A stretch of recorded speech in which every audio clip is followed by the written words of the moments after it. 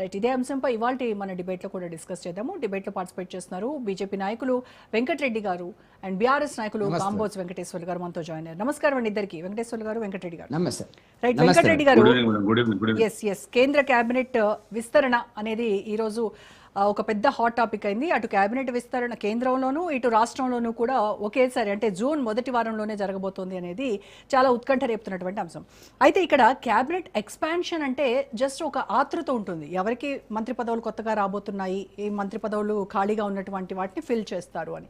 ఎప్పుడైతే ఉద్వాసన కూడా పలకబోతున్నారు, కొత్త ముఖాలకి చోటు కల్పించబోతున్నారు అనేదే ఇక్కడ చాలా యాంగ్జైటీ ఉంది, తెలుసుకోవాలనేటువంటి ఉత్కంఠ కూడా పెరుగుతూ ఉంది. ఏంటి బీజేపీలో అంటే మీకు 543 సీట్లలో చూస్తే సొంతంగా మెజారిటీ లేదు అన్నది వాస్తవం బీజేపీకి. అయితే ఈసారి టీడీపీకి అలాగే జేడీయూలకు కూడా అదనపు బర్తలు ఇస్తున్నారు. దాంతోపాటు తెలంగాణలో కూడా నెక్స్ట్ అధికారం చేజిక్కించుకోవాలి అని అంటే ఇప్పటి నుంచే దానికి ఒక రూట్ మ్యాప్ సిద్ధం చేసుకోవాలి. దీనిలో భాగంగానే అదనపు బర్తలు కూడా తెలంగాణకు ఇవ్వబోతున్నారు. దానిలో నేను ఇప్పుడు చెప్పినట్టుగా డీకే అరుణ, ఈటెల రాజేందర్, ధర్మపురి అరవింద్ ఇలాంటి పేర్లు వినిపిస్తూ ఉన్నాయి. ఇప్పుడున్నటువంటి సహాయ మంత్రి, కేంద్ర మంత్రి కిషన్ రెడ్డినా, బండి సంజయ్నా ఎవరికి ఉద్వాసన పలుకుతారు అనేది కూడా ఒక పెద్ద క్వశ్చన్ మార్క్గా ఉంది. ఏం జరగబోతోంది బీజేపీలో? ఇప్పుడు ఒకటి రోజా మేడం, లైవ్ లో ఉన్న మీకు రాజ్ న్యూస్ ప్రేక్షకులకు అందరికీ కూడా నమస్తే. వెంకటేశ్వర్లతో సహా మీరు 2-3 అంశాల గురించి ప్రస్తావించినారు. ప్రక్షాళన జరుగుతుంది, మంత్రివర్గంలో మార్పులు వస్తాయి, కొత్త వాళ్ళని తీసుకుంటారు, పాత వాళ్ళలో కొంతమందిని డ్రాప్ చేస్తారు అనేటువంటి విషయాల గురించి మాట్లాడినటువంటి సందర్భం లోపల ప్రధానమంత్రికి అన్ని రకాల హక్కులు ఉంటాయి, మీకు తెలుసు.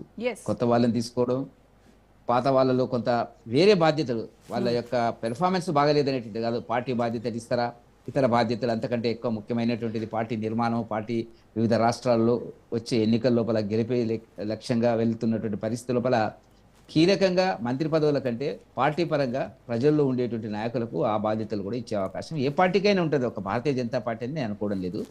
సరే, మీరు అన్నట్టుగా మీడియాలో గత 3-4 రోజులుగా కథనాలు వస్తున్నాయి. ప్రధానమంత్రి గారు విదేశీ ప్రకటన తర్వాత నిన్న జరిగినటువంటి దీర్ఘకాలిక అంటే సుమారుగా 6-5 గంటలు జరిగినటువంటి కేబినెట్ మీటింగ్లో చాలా అంశాలు చర్చకొచ్చినట్టుగా మీడియాలో వస్తున్నటువంటి కథనాలు. కాబట్టి ఆ సందర్భంలో కొంత కొన్ని వార్తలు బయట వస్తున్నటువంటిది, కొంతమందిని డ్రాప్ చేస్తారని, కొంతమందిని తీసుకుంటారు అనేటువంటి పద్ధతి లోపల జరుగుతుంది.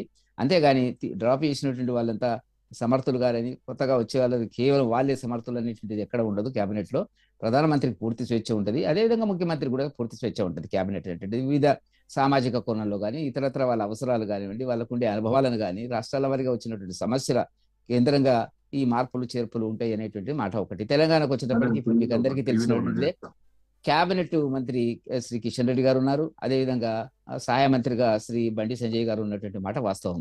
మీరు ఒక ప్రస్తావన తీసుకొచ్చినారు, ఏమిటంటే వచ్చేటువంటి కాలం లోపల 2028 ఎన్నికల లోపల తెలంగాణలో పాగా వేయాలని భారతీయ జనతా పార్టీ చాలా కాలంగా ప్రయత్నిస్తున్నది. ఆ కోణంలో పావులు కదుపుతున్నటువంటి విషయాన్ని అందరికీ తెలిసినటువంటిదే. ప్రజల్లో కూడా ఆ మద్దతు అనేటువంటిది మాకు లభిస్తున్నటువంటిది. ఎందుకంటే 9.5 సంవత్సరాల టీఆర్ఎస్ పాలన చూసినాక, 2.5 సంవత్సరాల కాంగ్రెస్ పాలన చూసినాక ఎందుకు మనం బీజేపీకి ఒక అవకాశం ఇవ్వకూడదు, వీళ్ళు ఏం చేస్తారో చూద్దామనేటువంటి పరిస్థితి అనేటువంటిది ఉన్నటువంటిది. ఆ కోణంలో ఆలోచించినప్పుడు అదనపు మంత్రి బాధ్యతలు, మంత్రి పదవులు తెలంగాణకు వచ్చేటువంటి అవకాశం ఉందని చెప్పి నా వ్యక్తిగతంగా నేను భావిస్తున్నటువంటిది. అట్లా జరిగినట్టయితే తెలంగాణ మీద దృష్టి పెట్టడం అనేటువంటిది, మన ప్రధానమంత్రి గారు వచ్చి మాట్లాడడం, ఇవన్నీ కూడా సంకేతాలు. మేము బెంగాల్ గెలిచిన తర్వాత ముందు నుంచి ఊహిస్తున్నటువంటిది ఏంటంటే నెక్స్ట్ తెలంగాణ అన్ని రకాలుగా పొటెన్షియల్ ఏరియా తెలంగాణ. కాబట్టి తెలంగాణలో అధికారంలోకి వస్తే అటు కర్ణాటకలో ఎట్లాగూ ఇటు ఉంటుంది, మేము వచ్చే అవకాశాలు ఉంటాయి. తమిళనాడులో అయితే మాకు అనుకున్నట్టుగా స్టాలిన్ గవర్నమెంట్ పోవడం జరిగింది, సిపిఎం గవర్నమెంట్ అక్కడ పోవడం జరిగింది. దక్షిణ భారతదేశంలో కీలకంగా మా పాత్ర ఉంటుంది, ఎందుకంటే ఒక విమర్శ మా మీద ఉన్నది. కాబట్టి మీరు ఎక్కడున్నారు దక్షిణ భారతదేశంలో అనేటువంటి దాన్ని మేము సర్దుకోవడానికి, చెప్పడానికి, ముందుకు రావడానికి తెలంగాణ కేంద్రంగా మా రాజకీయాలు ఉంటాయి అనేటువంటిది మాత్రం చాలా స్పష్టంగా కనపడుతున్నటువంటిది. కాబట్టి ఎవరికి మంత్రి పదవులు వస్తాయి, ఎవరి మంత్రి పదవులు పోతాయి అనేటువంటి చర్చ కాదు ఇక్కడ. తప్పకుండా తెలంగాణ అభివృద్ధి కోణంలో, తెలంగాణలో జరగబోయే ఎన్నికలను దృష్టిలో పెట్టుకుని అన్ని మార్పులు జరుగుతాయి, సామాజిక కోణంలో జరుగుతాయి. వెంకటరెడ్డి గారు, నేను అడిగేది ఏంటంటే ప్రధానమంత్రికి స్వేచ్ఛ ఉంటుంది, అది మార్చుకోవచ్చు, చేర్పులు, మార్పులు, కూర్పులు అన్నీ కూడా ఆయన ఇష్ట ప్రకారమే జరుగుతాయి. అయితే తెలంగాణ విషయానికి వచ్చేసరికి మీరు అన్నట్టుగా మీరు పాగా వేయడం కోసం, ఒక రూట్ మ్యాప్ కోసము దీన్ని ఇంకొక అదనంగా ఒక 2 బర్తులు ఇస్తున్నారు, ఇస్తే ఇవ్వచ్చు అని చెప్తున్నారు కదా. అయితే ఇప్పటికీ ఉన్నటువంటి కేంద్ర మంత్రులు బండి సంజయ్ కావచ్చు, కిషన్ రెడ్డి కావచ్చు, వీళ్ళు రాష్ట్రం కోసం పోరాడిందేంటి, రాష్ట్రానికి ప్రత్యేకంగా తీసుకొచ్చింది ఏంటి కేంద్రం నుంచి? ఇప్పుడు మళ్ళీ ఇచ్చేటువంటి ఈ ఇద్దరు మంత్రి పదవులు ఎవరైతే ఇద్దరు ఉంటారో వాళ్ళ వల్ల కొత్తగా తెలంగాణకు ఒరిగేది ఏంటి అని అడుగుతున్నారు. ఇప్పుడు అట్లా ఉండదు కదా మేడం. ఇప్పుడు మీరు అన్నట్టుగా ప్రధానమంత్రి గారితో కలిసి 71+1 72 మంది మంత్రులు 15% 543 44 వేసుకున్నట్టయితే 81 మంత్రి పదవులు మనం తీసుకోవడానికి అవకాశం ఉన్నటువంటి విషయాన్ని మనం దృష్టిలో పెట్టుకోవాల్సిన అవసరం ఉంది. ఇంకా 6 షార్టేజ్ ఉన్నటువంటిది.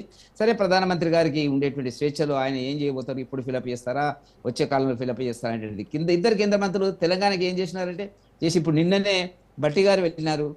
కోల్ మైన్స్ కు సంబంధించినటువంటి వాటి మీద సానుకూలమైనటువంటి నిర్ణయం కిషన్ రెడ్డి గారు చేసినటువంటిది. అదేవిధంగా మంత్రులు, ఇతర మంత్రులు రోడ్ మ్యాప్ కు సంబంధించి, రోడ్లకు సంబంధించి కానీ, లేకపోతే ఈ రైలుకు సంబంధించినటువంటి విషయాల మీద కూడా నేను చర్చ జరిగినటువంటి పరిస్థితి. కాబట్టి కేంద్ర మంత్రులు ఏం చేసినారనేటువంటి కాదు కదా, ఇది ఎప్పుడు మామూలుగా ప్రతిపక్ష పార్టీలు మాట్లాడుతున్నటువంటిది. ఏం జరగలేదు కేంద్ర ప్రభుత్వం నుంచి, రావాల్సినటువంటిది అన్ని రాష్ట్రాలతో సహా వస్తుంది. ప్రత్యేకంగా ఏమైనా రాష్ట్రానికి కావాలన్నప్పుడు కోరుకోవాలా. ఇప్పుడు మెట్రో ఉంది, మెట్రోకి సంబంధించి 30% వాళ్ళు, 70% కేంద్ర ప్రభుత్వం ఇవ్వబోతుంది. దానికి సంబంధించిన సర్వే కానీ, ఇతరత్ర కానీ, భూసేకరణ కానీ ఇలా చేయకపోయినటువంటి పరిస్థితి ప్రభుత్వంలో ఉంది. కాబట్టి ఈ విమర్శ అనేటువంటిది మామూలుగా అందరూ చేస్తున్నటువంటిది, దానికి ఆధారాలు లేవు. కేంద్ర మంత్రులు చేసినటువంటి మరి వాళ్ళు వెళ్తే ఏ మంత్రి గారు స్వయంగా ప్రధానమంత్రి దగ్గర కానీ, లేకపోతే మంత్రుల గారి దగ్గర కానీ ఇవాళ వెళ్ళి రేపు కలిసి అనేక పనులు చక్కదిద్దుకొని వస్తున్నటువంటి రేవంత్ రెడ్డి గారు, మంత్రులు అందరూ కూడా వెళ్తున్నటువంటిదే కదా ఇప్పుడు జరుగుతున్నటువంటిది. ఎక్కడికక్కడ రాష్ట్రానికి సంబంధించిన సమస్యలు కేంద్ర దృష్టికి తీసుకొచ్చినప్పుడు వాటి పరిష్కార మార్గాలను వాళ్ళు ఇప్పుడు ధాన్యానికి సంబంధించి కానీ, ఇతరత్ర కానీ ఇవన్నీ జరుగుతున్నటువంటి అంశంలో కొత్తగా మనం చెప్పవలసిన అవసరం లేదు. విమర్శ కోసం ప్రతిపక్ష పార్టీలు బండి సంజయ్ గారు ఏం తెచ్చారు, కిషన్ రెడ్డి గారు ఏం తెచ్చారు అంటే ఏం తెచ్చారో ఇప్పుడు అనేక సందర్భాల్లో మనకు కనపడుతుంది. రైల్వే వ్యాగన్ సంబంధించినటువంటి ఫ్యాక్టరీ రెడీ అయింది ఎక్కడ, వరంగల్లో 750 కోట్లతోని. మరి అట్లా అనేక రకాల రైల్వే ప్రాజెక్ట్స్ 40 అమృత్ భారత్ రైళ్లు అనేటువంటి స్టేషన్లో అనేటువంటిది వాటిని అభివృద్ధి చేయడం జరుగుతున్నటువంటిది. కాచిగూడకు సంబంధించి 400 కోట్లు, సికింద్రాబాద్కు సంబంధించి 700 కోట్లు, ఇట్లా చెప్పుకుంటూ పోతే అనేక లిస్ట్ ఉంది. మా దగ్గర కూడా మేము అవసరమైనప్పుడు రిలీజ్ చేస్తాము. మేము అన్ని జిల్లాల వారీగా, విభాగాల వారీగా, జిల్లాలు మొత్తం 32, 33 జిల్లాల వారీగా ఏమి ఇచ్చాము గత కొంతకాలంగా అనేటువంటిది మేము ప్రింట్ చేసి పెట్టినాం. నా దగ్గర రెడీ ఉంది, కాకపోతే రిలీజ్ చేయలేదు కాబట్టి నేను చెప్పడం లేదు. కాబట్టి అన్ని విషయాలను భవిష్యత్తులో చర్చకు అవసరమైన సందర్భం లోపల కిషన్ రెడ్డి గారు తీసుకొస్తారు, కేంద్ర ప్రభుత్వం తీసుకొస్తుంది. అప్పుడు ఏం మాట్లాడతారు, ఏం చేస్తారు అనేటువంటి చర్చ. కాబట్టి ఈ విమర్శలను మేము దృష్టిలో పెట్టుకోము. ప్రజలకు ఏం జరుగుతుందో, ప్రజలకు సంబంధించినటువంటి అంశాలు ప్రజలకు తెలుసు. కేంద్ర ప్రభుత్వం చేయాల్సినటువంటి ఫైనాన్స్ కమిషన్ పరిమితులకు లోబడి ఇవ్వవలసినటువంటిది అది. ఇప్పుడే మనతో జాయిన్ అయ్యారు కాంగ్రెస్ అధికార ప్రతినిధి నుమాన్ గారు. Welcome to